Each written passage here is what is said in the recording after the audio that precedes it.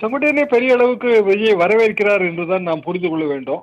அவரது அனுபவத்தை பயன்படுத்திக் கொள்ள விஜய் தயார், இப்படியும் நாம் புரிந்து கொள்ளலாம். அதாவது இதற்கு முன்பு 3 எம்எல்ஏக்கள் வந்து தாவேகாவில் இணைந்தார்கள்.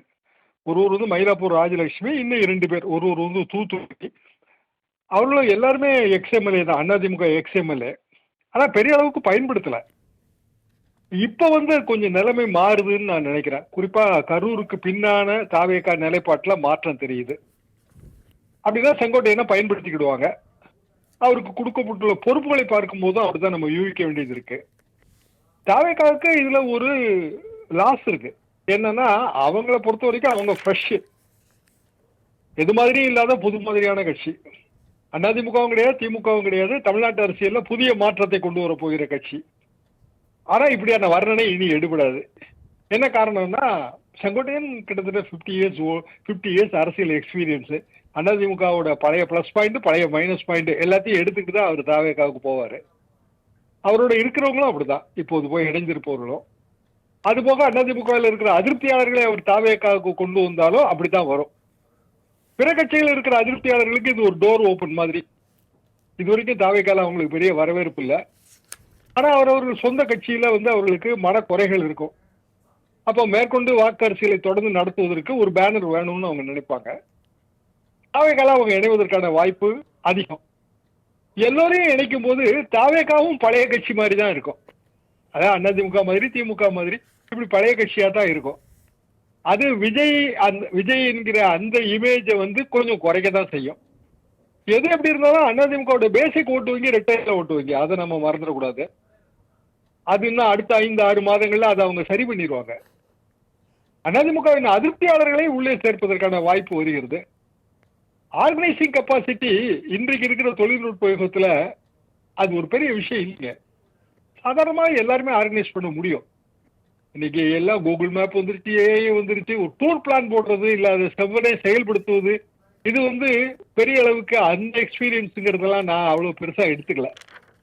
நான் எடுத்துக்கிறது என்னன்னா செங்கோட்டையனோட கான்டாக்ட் த்ரூ அவுட் தமிழ்நாடு, அவருக்கு இருக்கிற அரசியல் தொடர்புகள், அதை வந்து அவர் விஜய் பக்கம் திருப்பி விடுவார், விஜய் பக்கம் மடைமாற்றி விடுவார். அதை விஜய் வந்து தனக்கான அரசியல் அனுகூலமாக கருதுகிறார். அப்படித்தான் நான் இதை பார்க்கிறேன்.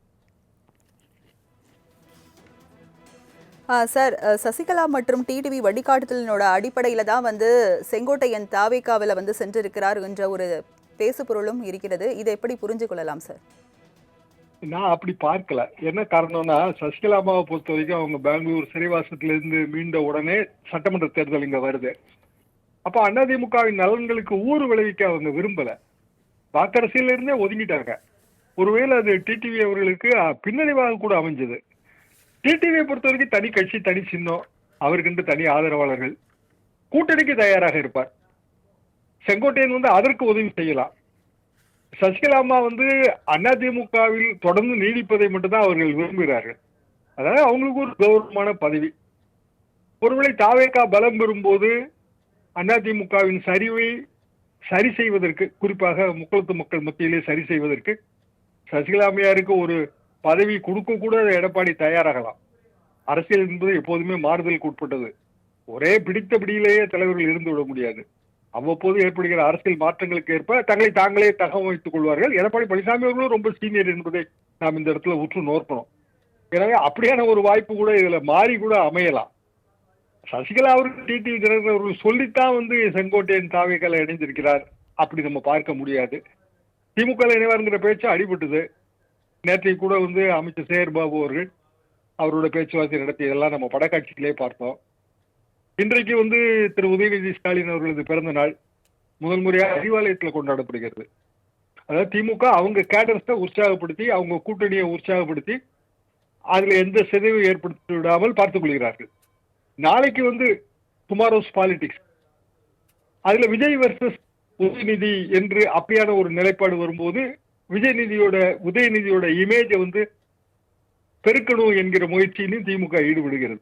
அதனாலதான் அறிவாலயத்துல வந்து பிறந்தநாள் கொண்டாடுறாங்க. பொதுவாக அறிவாலயம் பிறந்தநாள் கொண்டாட்டம் என்பது கலைஞர் காலத்துல கலைஞர் மட்டும்தாங்க. இப்போ முதலமைச்சர் மு க ஸ்டாலின் 2021 இருந்து அவர் மட்டும் முதல் முறையாக கட்சியின் தலைமையகத்தில், அதாவது கிட்டத்தட்ட கட்சி சார்பாக கொண்டாடப்படுகிற மாதிரி பெரிய அளவுக்கு கிரௌட் எல்லாம் ஆர்கனைஸ் பண்ணியிருக்காங்க. இன்றைக்கு செய்தித்தாள்கள், விளம்பரங்கள் அதெல்லாம் பார்த்தாலே நமக்கு புரியும். ஆக அவர்களும் இதற்கு தயாராக இருக்கிறார்கள், திமுகவும் இதற்கு தயாராக இருக்கிறது. அப்படித்தான் நம்ம இதுல புரிஞ்சுக்கணும். இணைப்புல வந்து உங்களுடைய கருத்துக்களை பதிவு செஞ்சதுக்கு நன்றி சார்.